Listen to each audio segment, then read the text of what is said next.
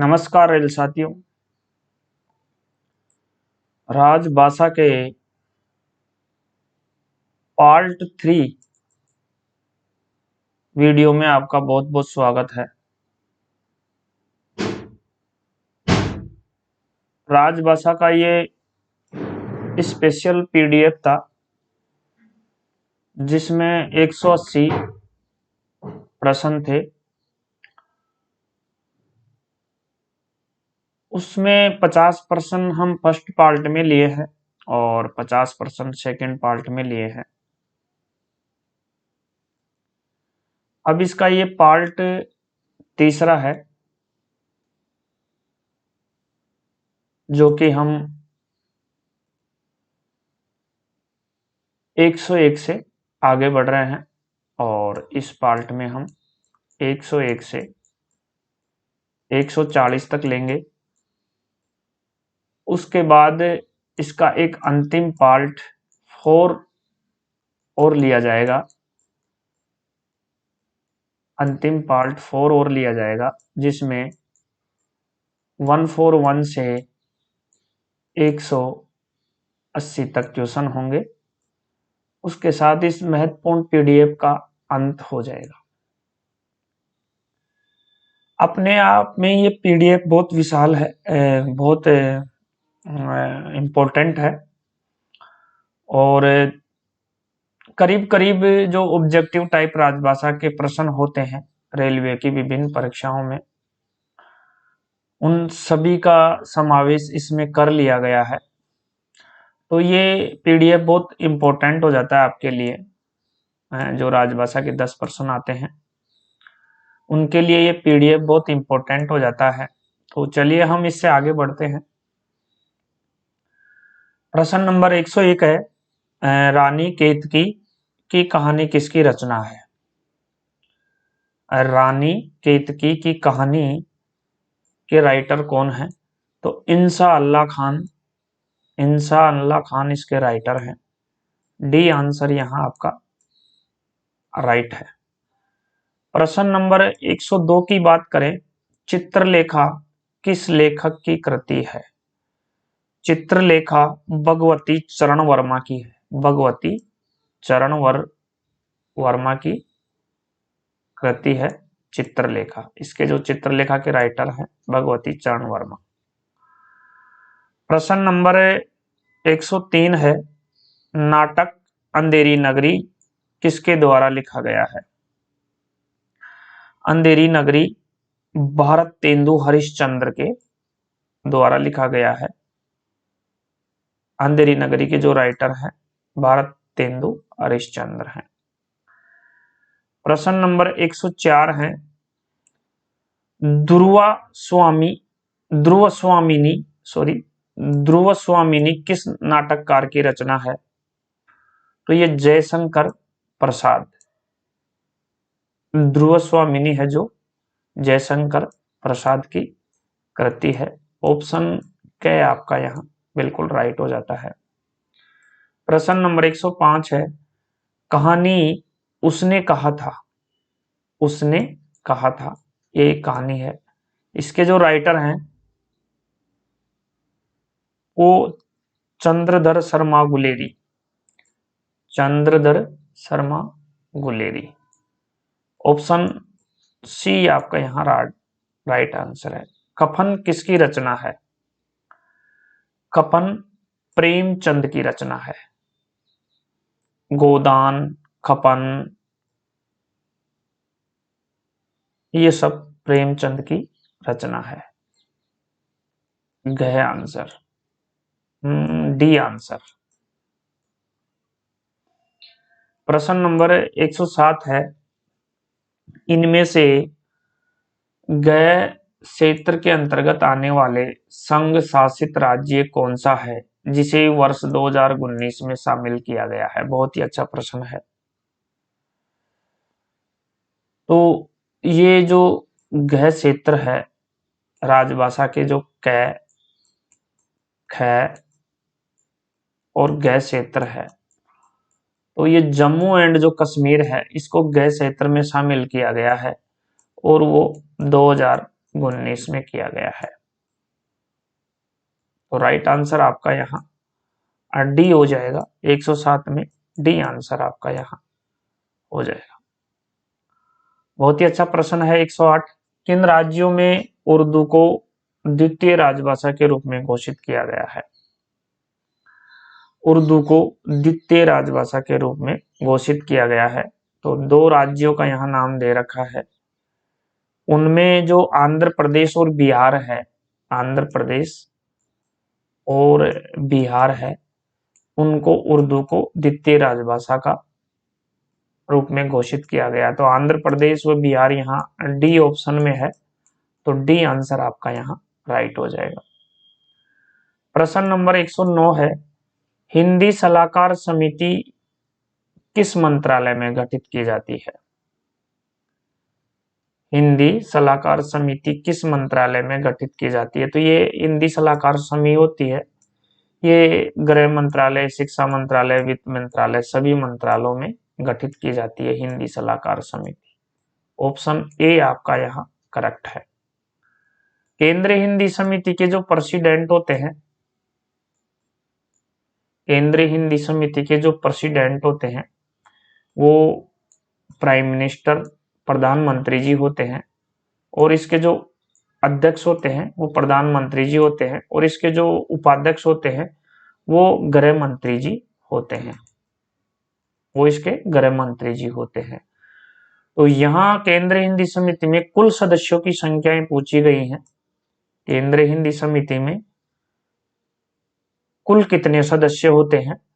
तो यहाँ पे इसमें जो टोटल सदस्यों की संख्या होती है वो 41 होती है, याद रखें। अच्छा प्रश्न है, ऑप्शन ए। प्रश्न नंबर 111 है, डोंगरी भाषा किस राज्य में बोली जाती है?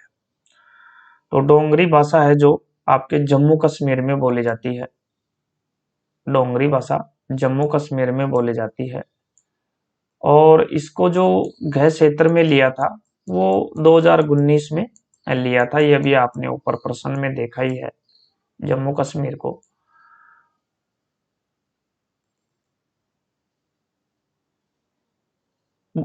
डोंगरी भाषा किस राज्य में बोली जाती है?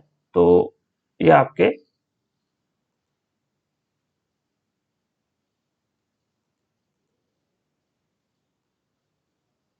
जम्मू कश्मीर में बोली जाती है। ऑप्शन बी आपका यहाँ करेक्ट आंसर है।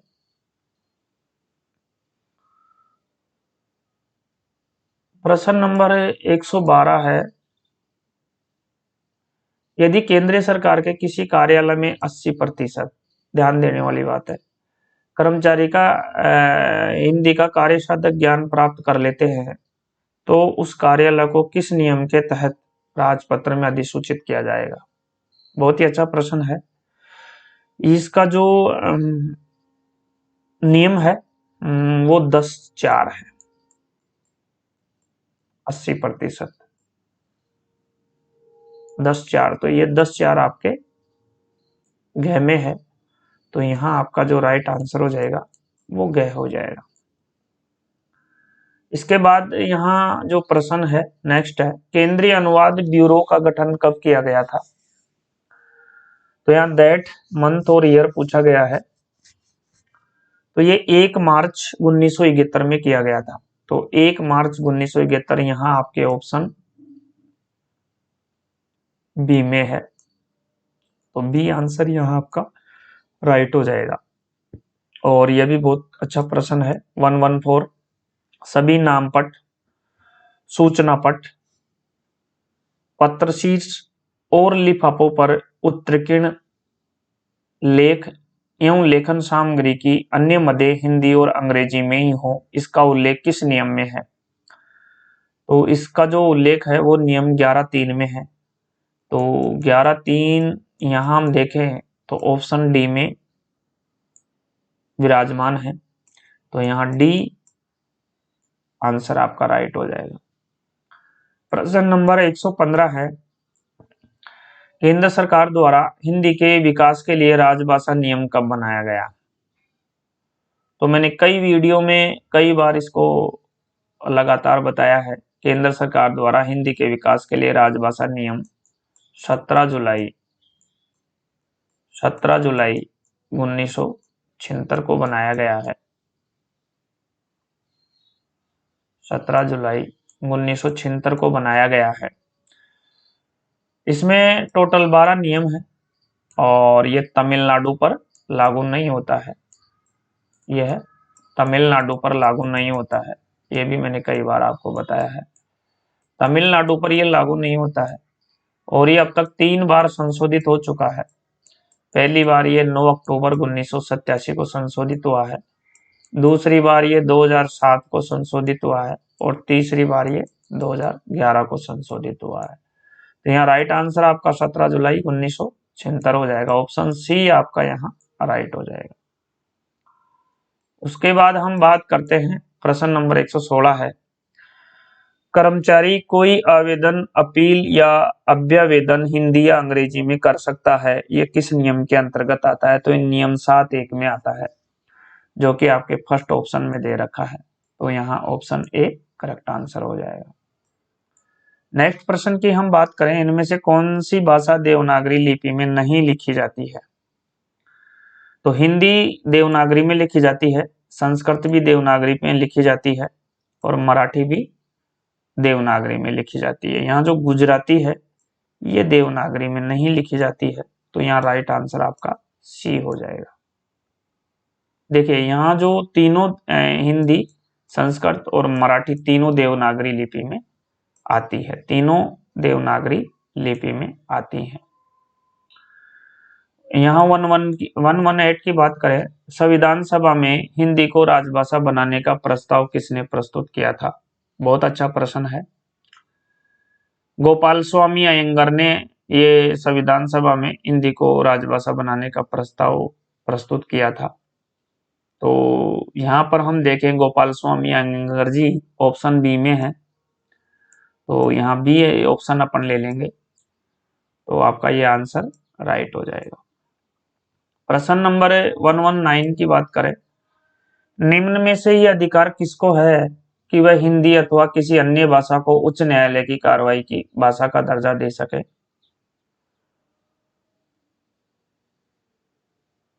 तो यहाँ पर राज्यपाल ऐसा कर सकता है, बस शर्त यह है कि उसे राष्ट्रपति से पूर्व अनुमति लेनी पड़ती है। तो ये लाइन हम देखें तो यहाँ ऑप्शन ग में पढ़ सकते हैं आप, राज्यपाल ऐसा कर सकता है। शर्त यह है कि राष्ट्रपति को उससे पहले राष्ट्रपति से पूर्व अनुमति लेनी होती है। तो सी आंसर यहाँ ले लेंगे। बड़ा अच्छा प्रश्न है। नेक्स्ट प्रश्न है, यदि किसी व्यक्ति को उच्चतम न्यायालय में कोई जनहित याचिका लगानी हो तो याचिका किस भाषा में लिखी होनी चाहिए? बहुत अच्छा प्रश्न है। तो यहाँ याचिका केवल उच्च न्यायालय की हम बात करें तो केवल अंग्रेजी में होनी चाहिए। बहुत अच्छा प्रश्न है, बहुत ही अच्छा प्रश्न है। जनहित याचिका लगानी हो सुप्रीम कोर्ट में तो वो अंग्रेजी में लिखी होनी जरूरी है। तो यहाँ केवल अंग्रेजी ऑप्शन ग में दिया हुआ है, तो सी आंसर आपका यहाँ राइट हो जाएगा। देखिए यहाँ जो सुमेलित है उसके लिए पूछ रहा है।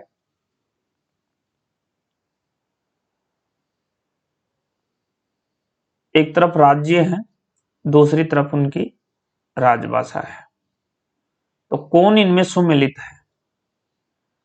तो केरल तमिल ये गलत है, गोवा अंग्रेजी ये भी गलत है, क्योंकि अंग्रेजी अरुणाचल, सिक्किम और नागालैंड की राजभाषा है,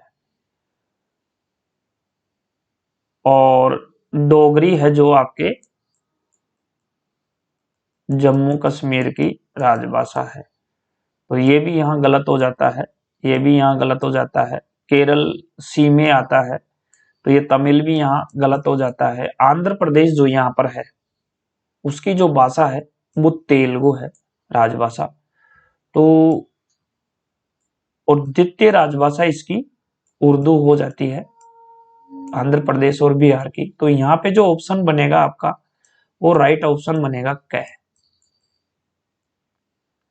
122 है, वर्ष 1976 में गठित संसदीय राजभाषा समिति के अध्यक्ष कौन थे? वर्ष 1976 में गठित संसदीय राजभाषा समिति के अध्यक्ष कौन थे? तो ओम मेहता थे। ऑप्शन बी आपका यहाँ करेक्ट हो जाएगा।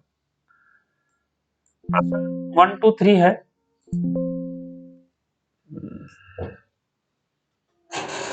सॉरी साथियों, 1 मिनट। कंप्यूटर महोदय की बैटरी खत्म हो गई, इसको रिचार्ज में लगाना पड़ेगा, तब तक आप वेट कीजिए। माफी चाहूंगा मैं, असुविधा के लिए खेद है। वीडियो में बने रहिएगा।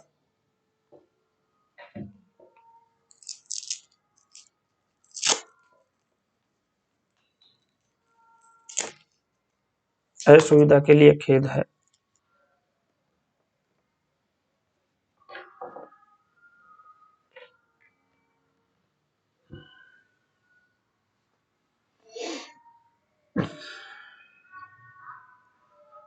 वन टू थ्री प्रश्न 123 है। हिंदी प्रबोध परीक्षा 70% या उससे अधिक अंकों के साथ उत्तीर्ण करने पर मिलने वाली पुरस्कार राशि क्या है? बहुत अच्छा प्रश्न है। 1600 रुपए है।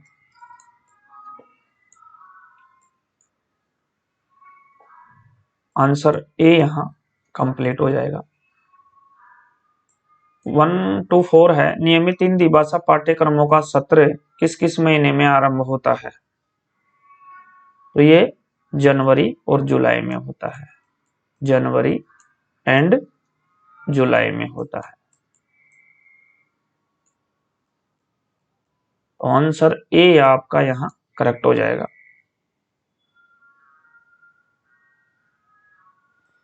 1 2 5 है। सरकारी कामकाज टिप्पण आलेख मूल रूप में हिंदी में करने के लिए प्रोत्साहन योजना के अंतर्गत स्वतंत्र रूप से प्रथम पुरस्कार कितने व्यक्तियों को दिया जाता है? तो ये 2 व्यक्तियों को दिया जाता है प्रथम पुरस्कार। ऑप्शन सी यहां करेक्ट आंसर है।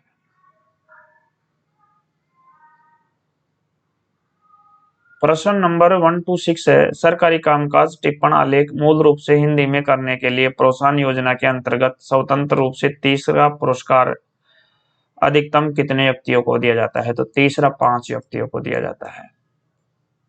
Option D right answer. प्रश्न नंबर 127 है। राजभाषा नियम 1976 किस राज्य पर लागू नहीं होता है?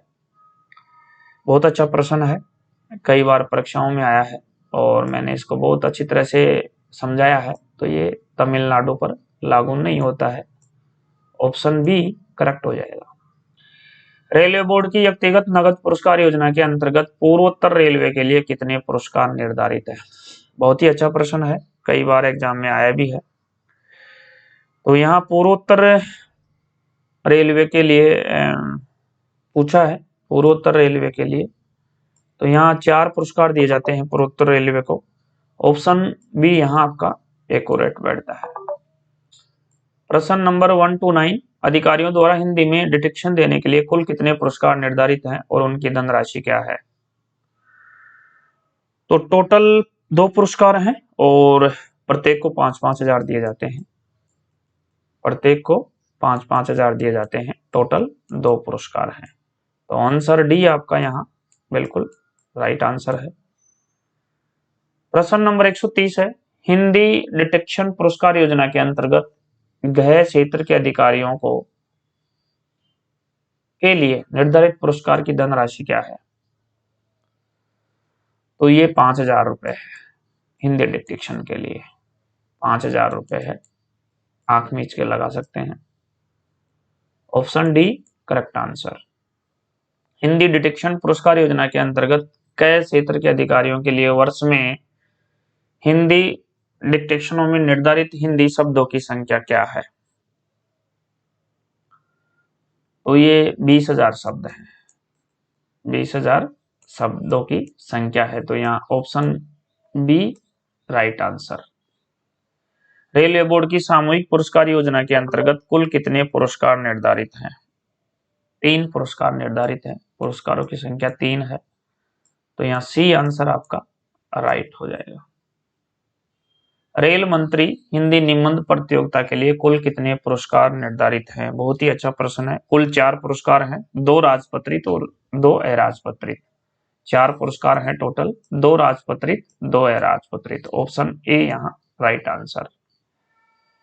तकनीकी मौलिक पुस्तक लेखन पुरस्कार योजना, बहुत ही अच्छा प्रश्न। तकनीकी विषयों में मौलिक पुस्तक लेखन के लिए यह पुरस्कार योजना किसके नाम पर दी जाती है? तो LBS, लाल बहादुर शास्त्री। यहाँ तकनीकी मौलिक पुस्तक लेखन के लिए LBS, Lal Bahadur Shastri. Option D आपका यहाँ राइट आंसर। मौलिक पुस्तक लेखन पुरस्कार योजनाओं के अंतर्गत विचारणीय पुस्तक सामान्यतः कितने पृष्ठ की होना आवश्यक है? तो न्यूनतम 100 है, ये न्यूनतम 100। ऑप्शन ए आपका यहाँ बिल्कुल करेक्ट है। रेल यात्रा वृत्तांत पर पुरस्कार योजना के अंतर्गत प्रथम पुरस्कार की राशि क्या है? 10,000 रुपए एवं प्रस्तुति पत्र। रेल यात्रा वृत्तांत पर पुरस्कार योजना के अंतर्गत 10,000 और एक प्लस प्रस्तुति पत्र। Right answer C. उत्तराखंड की द्वितीय राजभाषा क्या है? बहुत ही अच्छा प्रश्न। संस्कृत है। उत्तराखंड की जो द्वितीय राजभाषा है वो संस्कृत है। है आंसर यहाँ राइट आंसर। 138 है, भारत के नागरिकों को हिंदी में ज्ञान विज्ञान मौलिक पुस्तक लेखन के लिए राजभाषा गौरव पुरस्कार के तहत पहला पुरस्कार कितनी राशि का है? तो ये 2 लाख रुपए का है। ऑप्शन डी यहाँ आपका राइट आंसर है।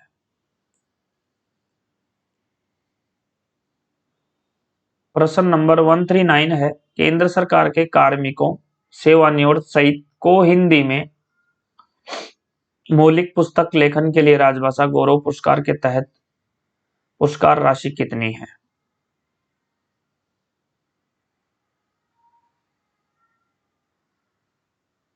पहला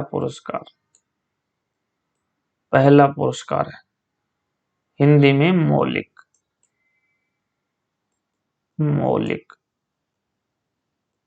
हिंदी में मौलिक पुस्तक लेखन के लिए राजभाषा गौरव पुरस्कार के तहत पहला पुरस्कार की राशि कितनी है? तो ये 1 लाख रुपए है। Option B. रेल मंत्री हिंदी निबंध प्रतियोगिता में भाग लेने वाले रेल कर्मी की कम से कम कितनी रेल सेवा पूरी होनी चाहिए? तो यहाँ 3 माह करेक्ट आंसर हो जाएगा। तो ये थे साथियों 40 प्रश्नों का वीडियो। ये अपना पार्ट सेकंड था, थर्ड था। अब इसका जो अंतिम पार्ट है वो हम 4 लेंगे। इसमें इस पीडीएफ का कंप्लीट हो जाएगा और ये पीडीएफ बहुत इंपॉर्टेंट था, इसलिए हमने इसको वीडियो बनाना उपयुक्त समझा। अगर आप राजभाषा की तैयारी करते हैं और 10 प्रश्नों को सही करना चाहते हैं तो ये पीडीएफ और ये वीडियो आपके लिए काफी इंपॉर्टेंट सिद्ध होगा, ऐसा हमारा मानना है। साथ ही आपको महत्वपूर्ण जानकारी यह है कि यदि आप एएमई, AWM और जेई की तैयारी कर रहे हैं तो इसके लिए BR क्लासेज ने एक व्हाट्सएप ग्रुप तैयार किया है। व्हाट्सएप ग्रुप तैयार किया है जिसमें जेई एएमई AWM की तैयारी करने वालों को निःशुल्क जोड़ा जा रहा है। ये एक अभियान है, इसमें निःशुल्क जोड़ा जा रहा है, निःशुल्क उसमें स्टडी मटेरियल दिया जा रहा है और निःशुल्क क्वेश्चन पेपर विद आंसर की दिए जा रहे हैं। ये एक VR क्लासेस का प्रयास है कि जो रेल साथी AWM, AME, JEE की तैयारी कर रहे हैं उनके लिए एक प्रयास है कि VR क्लासेज उनकी पदोन्नति में सहायक हो सके, VR क्लासेज उनके काम आ सके, उनका सहयोग कर सके और रेल साथियों को पदोन्नति दिला सके, ऐसा हमारा प्रयास है। उनके पढ़ाई का लेवल बढ़ा सके, उनके नॉलेज में एनहांस कर सके।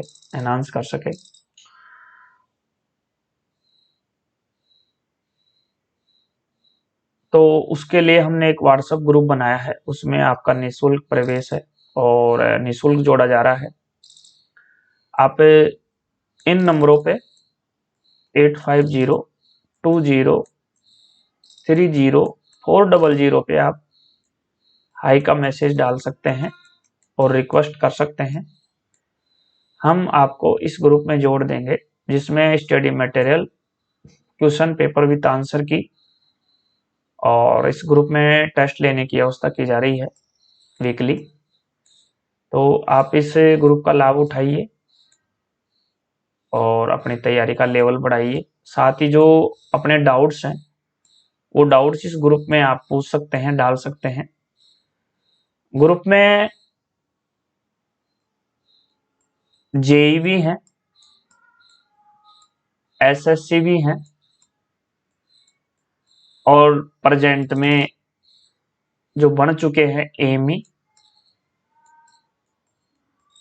और AWM, वो भी इस ग्रुप में जुड़ चुके हैं। तो पदोन्नति के लिए जो ग्रुप मेंबर्स हैं आपका फुल सहयोग करेंगे। आपका वहां डाउट क्लियर होगा, आपका स्टडी का लेवल बढ़ेगा।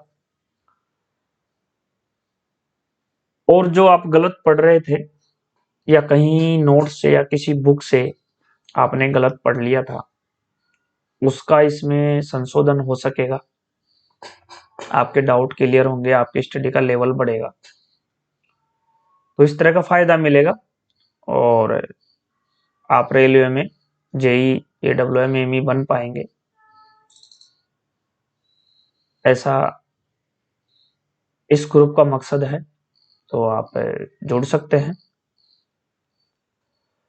साथ ही जिन लोगों को APO,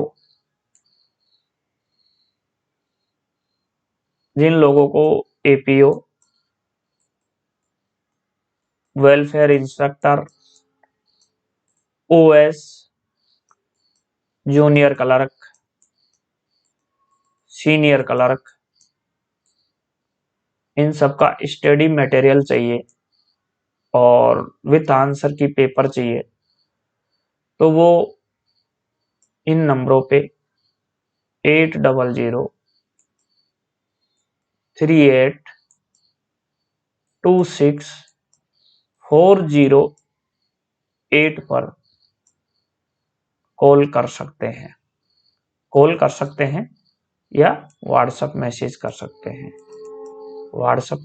सकते हैं, या कॉल कर सकते हैं।